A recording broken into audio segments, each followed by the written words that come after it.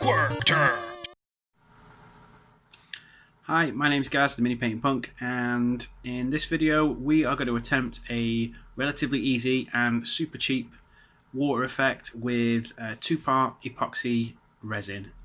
This was obtained from Poundland for the grand sum of £1, and I have a base prepped, and we're going to attempt to do a water effect. So here's our base pretty much prepped and ready for the resin. In this video I'm going to talk more about pouring the resin and achieving the water effect. I may do a more detailed video in future about how I achieved the entire base. Just to go over it briefly, the sides were built up using foam board, which was then covered in all-purpose filler. I then painted the whole base with texture paint, added some Battlefields brown earth to the riverbed and some aquarium rocks, and then some flock and some Battlefields undergrowth to the entire base just to add a bit more green. And the reeds are just some bristles clipped from an old paintbrush.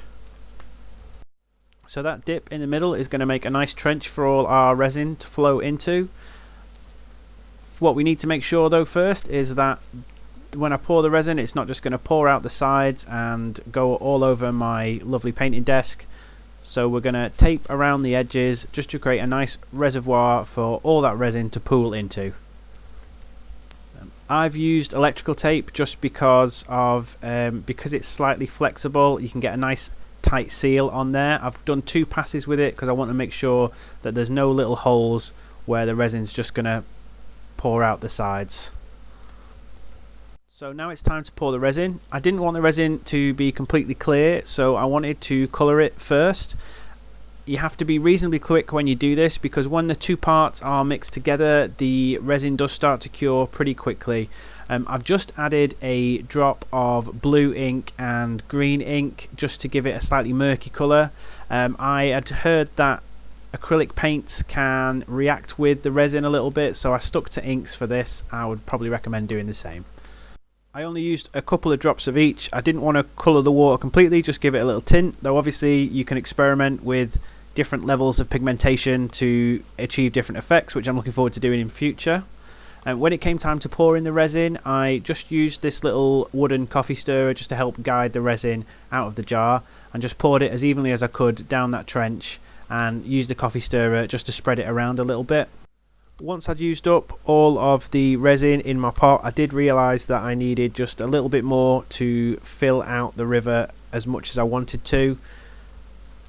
This wasn't too much of a problem really. I just needed to mix some more up, add a little bit more ink, and it was good to go. I didn't worry too much about the pigmentation being exactly the same. It still blends quite nicely and it'll look quite good in the end.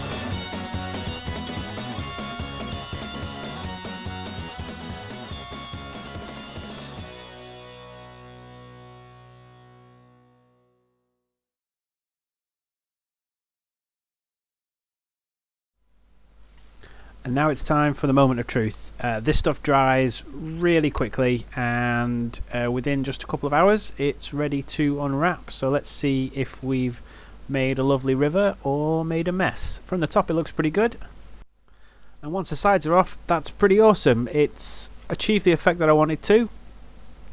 There's a bit of cleanup I need to do on the edges where the water effect kind of comes up a little higher than I'd like it to. Nothing a craft knife won't sort out. So there we have it. Really cheap, reasonably easy water effect resin bases. So there we have another quick tip. If you enjoyed this video, you can give it a like, and drop us a comment. If you really want to make my day, then hit that subscribe button, and thank you so much for watching, and until next time, goodbye.